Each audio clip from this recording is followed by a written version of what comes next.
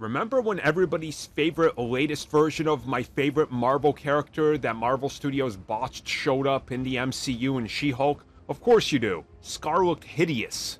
Well, we got a better look at a better version of what he could have looked like, which, yeah, I think would have satisfied everybody. So look, I wasn't a big fan of what Skaar looked like in She-Hulk, but I never pretended like it's the greatest character in the comics that everybody suddenly loves that's been botched, because absolutely nobody I knew cared about Skaar till he showed up in She-Hulk, and then suddenly everybody was fans of him. And yeah, he looked bad. He could have probably looked a little bit more like this, right? That's what everybody wanted. That's what I wanted as well. I mean, for lack of a better term, he kind of looks like a Hulk version of Conan, right? Conan the Barbarian. Yeah, it looks good, right? Like, you could see that coming to live action. Well, they actually consider that because look at this concept art. Like, that looks like Skaar, right? Like, it's perfect. Now, let me play devil's advocate here. He can't show up looking like this. Like, this looks like he's ready for war.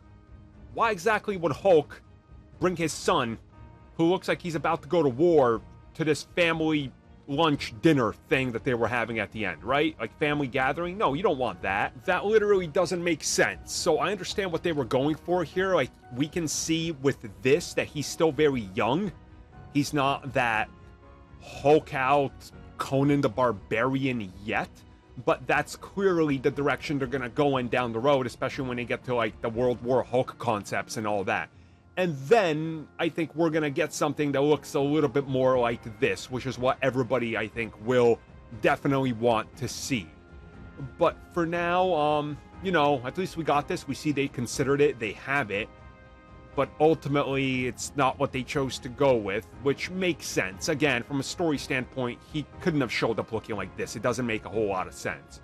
But overall, you know, it is what it is. She-Hulk's now behind us. People have moved on to the next go woke, go broke thing to focus on with 10 million videos and things or whatever, so Hulk doesn't matter anymore, so Skaar is safe to be talked about, and people have already forgotten that he's the greatest Marvel character of all time that didn't look like the comics, so who cares, honestly. It's getting exhausting. Like, let the story play out. People are still fixated on Marvel's never given us a Hulk that smashes. Besides, like, the first decade of the Hulk up until Endgame. And even in that, we saw the smashing with the time travel. Never mind.